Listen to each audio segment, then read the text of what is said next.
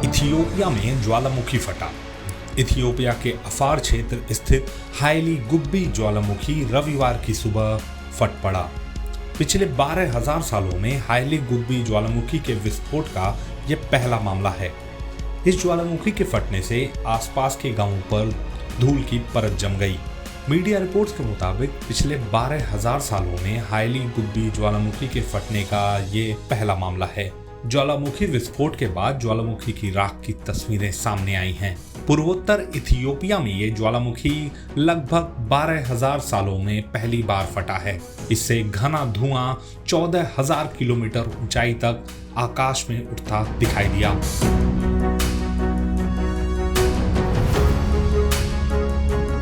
हालांकि इस ज्वालामुखी विस्फोट में कोई हताहत नहीं हुआ, लेकिन चेतावनी दी गई है कि इसकी राख स्थानीय पशुपालकों की आजीविका को प्रभावित जरूर कर सकती है। इस बीच इथियोपिया में ज्वालामुखी के फटने का भारत पर असर, इसको लेकर कई तरह की चर्चाएं सामने आ रही हैं। इंडिया मेट स्काई वेदर की एक पोस्ट की वजह से इसको लेकर खास चर्चा हुई है। स्काई मेट वेदर ने सोमवार की शाम एक्स पर लिखा था कि राख का बादल उत्तर भारत की ओर बढ़ सकता है। हाइली गुब्बी ज्वालामुखी क्षेत्र से गुजरात तक एक बड़ा राख का बादल दिखाई दे रहा है। ज्वालामुखी का विस्फोट तो थम गया है, लेकिन ये राख का बादल वायुमंडल में उठ चुका है। ये 100 से 120 किलोमीटर प्रति घंटा की रफ्तार से उत्तर भारत की ओर बढ़ रहा है। इस पोस्ट के बाद से ही इसको लेकर चर्चाएं तेज हो गई हैं।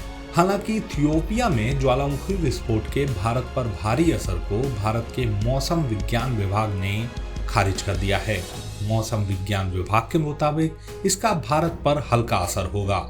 हालांकि मौसम विभाग ने माना है कि इससे हवाई उड़ानों पर थोड़ा जरूर असर हो सकता है, लेकिन इसका जमीन पर कोई खास असर देखने को नहीं पड़ेगा। ये जो वोल्केनिक आश है, इसका इम्पैक्ट सिर्फ अपर ट्रोपोस्फियर यानी 8.5 किलोमीटर से 15 किलोमीटर हाइट तक जो एटमॉस्फेरिक लेयर होता है वहां देखने को मिल रहा है। और इसका इम्पैक्ट यही होता है कि जो एयरक्राफ्ट ऑपरेशन है इसमें प्रभावित हो रहा है फ्लूम की वजह से। इसलिए भारत मौसम विज्ञान विभाग काल दोपहर से हमारा जो मुंबई, कलकत्ता और दिल्ली में मेट्रोलॉजिकल वॉच ऑफिस है एविएशन पर्पज के लिए, इनके जरिए सभी एयरपोर्ट्स को हम significant meteorological information for volcanic ash जारी कर रहे हैं। रेगुलर अपडेट हो रहा है, मगर इसका कोई इम्पैक्ट सरफेस लेवल पे और सरफेस एयर पे नहीं है। इसलिए वेदर के ऊपर या एयर क्वालिटी के ऊपर इसका कोई सिग्निफिकेंट इम्पैक्ट नहीं है। सर, आपने बोला कि जी दिल्ली पर जो पोल्यूशन है उस पर कोई भी इफेक्ट नहीं। जी, इसका कोई इम्पैक्ट एयर क्वालिटी के ऊपर और वेदर के ऊपर दिखाई नहीं दे रहा है। अच्छा, फिर जो ये वोल्केनिक ऐश आपने बोला ये साउथ चाइना सी या चाइना की तरफ भी जाएगा, तो ये इसका थोड़ा बताइए। हाँ, अभी ये जो वोल्केनिक आश है दिल्ली से दूर हो रहा है और धीरे धीरे eastern India, north eastern states होते हुए चाइना की तरफ बढ़ रहा है।